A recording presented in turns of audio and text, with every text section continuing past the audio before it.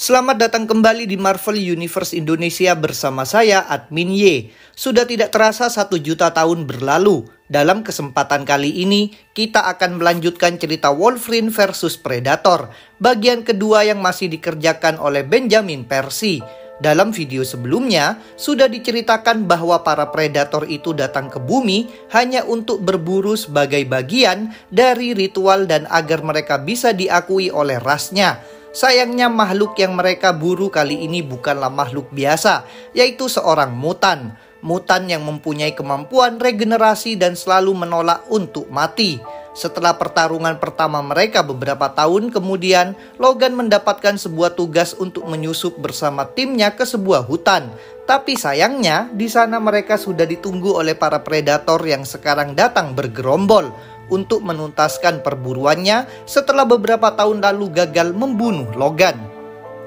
Dalam pembahasan kali ini sepertinya kita akan mendapatkan sedikit informasi lebih lanjut mengapa predator ini sangat membenci Logan. Sebelum masuk ke pembahasannya, buat kalian yang masih baru mengikuti cerita ini atau baru menemukan video dan channel YouTube kami akan simpan link video bagian pertamanya di deskripsi. Jangan lupa untuk like, share, subscribe, dan nyalakan notifikasinya biar kalian tidak ketinggalan cerita-cerita menarik dari kami. Oke, kita langsung saja masuk ke pembahasannya.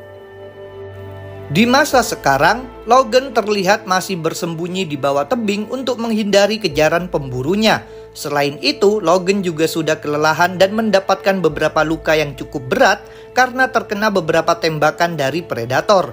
Karena komik ini mengambil latar waktu di present day dan masa lalu, jadi ceritanya akan lompat-lompat. Tapi tenang, Benjamin Percy mampu merangkainya dengan rapi, jadi tidak akan membingungkan. Setelah dikejar oleh predator dan terjatuh dari tebing, Logan sengaja bersembunyi di sana selain untuk menghindari predator, itu juga akan memberinya waktu untuk meregenerasi bagian tubuhnya yang masih terluka.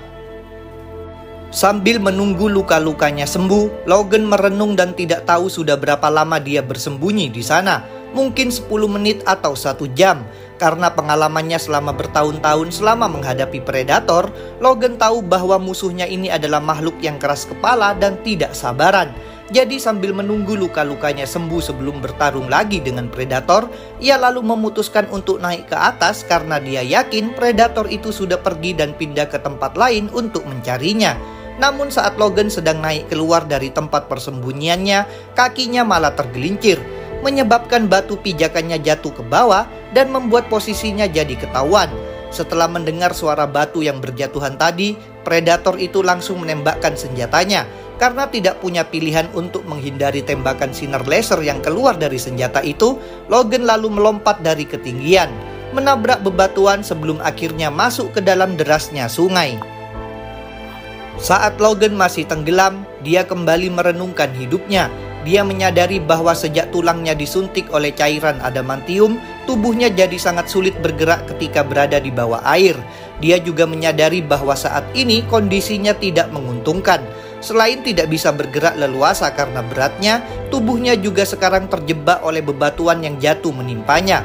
Sialnya lagi, predator itu masuk ke dalam air dan semakin mendekat kepadanya. Sebagai pengingat, predator yang sedang mengejar Logan sekarang adalah predator yang sama yang dulu pernah menghadapi Logan di masa lalu yang kita bahas di video pertama. Untuk membedakannya dengan predator lain, predator ini memiliki bekas luka cakaran di wajahnya yang dia dapatkan dulu. Kembali ke masa lalu, di mana Logan sedang menjalankan tugas bersama Tim X. Tim X sendiri adalah sebuah tim yang dibentuk untuk mengerjakan pekerjaan-pekerjaan kotor, seperti melakukan pembunuhan politikus, menghancurkan bendungan, mengambil alih tambang minyak, dan membunuh para kartel yang dianggap mengancam geopolitik negara tertentu. Tapi sayangnya misi mereka kali ini berakhir kacau setelah kedatangan para predator. Setelah salah satu rekannya terbunuh karena terkena senapan jaring yang ditembakkan oleh salah satu predator itu. Bagi Logan dan timnya, kedatangan predator ini akan jadi penghambat misinya. Kali ini mereka harus berhadapan dengan mereka. Dan di antara predator itu ada satu predator yang memiliki topeng bekas goresan. Predator itu adalah predator yang pernah ditemui oleh Logan sekitar 60 tahun yang lalu. Logan memperhatikan bahwa dia memiliki shuriken yang sama dengan yang pernah predator itu lemparkan dan menancap di kakinya dulu. Logan menjelaskan alasan dia masih menyimpan shuriken itu selama bertahun-tahun. Dan dalam beberapa hal, alasan ini tampaknya juga berlaku untuk predator itu. Ini sebagai pertanda bahwa pertarungan mereka berdua masih belum usai. Predator itu tidak mengganti topengnya yang sudah terkena cakar Logan sebagai pengingat untuk dirinya sendiri. Logan juga memiliki caranya sendiri untuk mengingat rasa sakitnya, yaitu dengan cara menyimpan shuriken itu. Dengan menyimpan shuriken itu, Logan jadi terus mengingat rasa sakit yang pernah dia alami dulu. Saat Logan melihat predator yang sudah ditemuinya sebelumnya, dia tahu bahwa mereka memiliki hubungan khusus dan ini ada kaitannya dengan shuriken ini. Logan menatap predator itu dan mengatakan, "Kau menginginkan ini, bukan?" Setelah mengatakan itu, Logan langsung melemparkan shurikennya ke arah predator itu. Tapi predator itu mampu menghindarinya dan malah mengenai predator lain yang ada di belakangnya. Yang menarik di sini adalah Logan mampu melemparkan shuriken itu, membuatnya mengenai target dan menangkapnya kembali. Ini sangat mengejutkan karena shuriken bagi para predator itu hampir mirip dengan smart disk, karena keduanya bisa digunakan dalam pertarungan jarak dekat atau dilemparkan ke targetnya. Keduanya juga dilengkapi dengan teknologi yang mampu meningkatkan presentasi mengenai sasarannya jika dilemparkan. Tapi jika kalian sering menonton atau mengikuti media yang menampilkan predator, mereka lebih sering menggunakan smart disk daripada shuriken. Karena smart disk lebih mudah dikendalikan, lebih akurat jika dilemparkan, lebih ringan dan memiliki probabilitas yang lebih tinggi untuk kembali walaupun alat pelacaknya rusak. Jadi secara keseluruhan, smart disk jauh lebih serbaguna dan lebih umum digunakan oleh para predator. Dalam hal memotong, keduanya sama-sama bisa memotong targetnya dengan mudah. Tetapi dalam kasus shuriken, karena senjata itu memiliki 6 mata pisau yang lumayan panjang, sehingga jika dalam pertarungan jarak dekat, shuriken jauh lebih efektif untuk dipakai memotong pohon atau xenomorph. Jadi dalam kasus penggunaan tersebut, shuriken ini bisa dikatakan lebih baik. Tetapi ketika berbicara tentang melemparkannya, karena memiliki 6 mata pisau panjang, kemungkinan besar shuriken tersebut tidak akan kembali ke penggunanya karena akan tertancap ke pohon atau benda lain, seperti yang terjadi di film Alien vs Predator. Namun terkadang ini juga yang diinginkan oleh penggunanya, seperti yang terjadi dalam film Predator 2018. Dia menggunakan senjatanya untuk menancapkan targetnya ke dinding, seperti mau memperlihatkan kehebatannya. Seperti yang kita tahu dalam video sebelumnya, shuriken itu bukanlah milik predator yang dilawan oleh Logan 60 tahun lalu, melainkan milik predator yang datang sebelumnya. Dia mengambil itu dari jasadnya, lalu berlatih untuk menggunakannya. Walaupun selama berlatih predator itu bisa mengenai targetnya, tapi dia masih terlihat kesal. Pada akhirnya dia lebih memilih senjata yang sudah dibawanya sejak awal. Jadi melihat Logan bisa menggunakan shuriken itu lebih baik daripada dia, itu membuat predator itu semakin tertantang. Kembali ke cerita, sesaat setelah Logan melemparkan dan menangkap lagi shurikennya, ia lalu memberi perintah kepada Maverick, Sabretooth dan yang lainnya untuk mundur terlebih dahulu. Tapi Sabretooth tidak mau menuruti perintah Logan. Sabretooth lalu mengeluarkan dan mulai menembakkan machine gun-nya secara membabi buta. Ini adalah kebiasaan buruk Sabretooth ketika satu tim dengan Logan. Ia akan dan rela membunuh seseorang hanya untuk membuat Logan kesal dan memastikan agar Logan tidak merasa bersalah ketika sedang bertugas bersamanya. Jadi Logan memberitahu timnya untuk mundur bukan karena dia seorang pengecut, penakut atau tipe orang yang suka melarikan diri dari pertarungan. Karena biasanya dia akan melibas habis musuhnya sendirian. Namun dalam situasi kali ini, mereka akan sangat kerepotan karena musuhnya mempunyai alat yang bisa menghilang. Hal ini membuat Logan berpikir bahwa mereka perlu menjaga jarak jika mau menang. Mundur dulu lalu merancang strategi untuk menghadapi musuh yang tak terlihat ini. Tentu saja, Sabretooth berpendapat sebaliknya dan ingin segera menyerang mereka dengan senjatanya.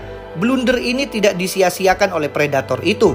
Salah satu predator itu menyelinap dari belakang dan menusuknya dengan senjata tajam yang harusnya memberikan luka fatal untuk kebanyakan orang. Namun, Sabretooth mampu bertahan dan langsung berbalik dan menyeret predator itu ke dalam senjatanya sendiri.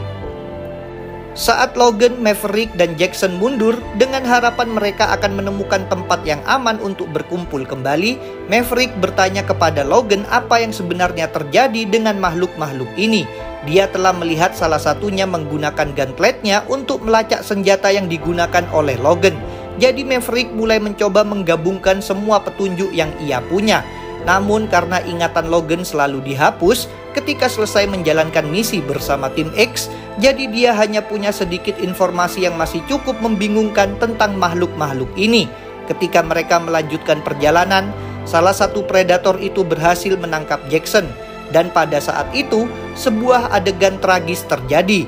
Jackson berhasil terkena sebuah tali pengikat dan seketika kepalanya langsung terputus. Ini menyebabkan Logan dan Maverick langsung melepaskan tembakan ke arah hutan.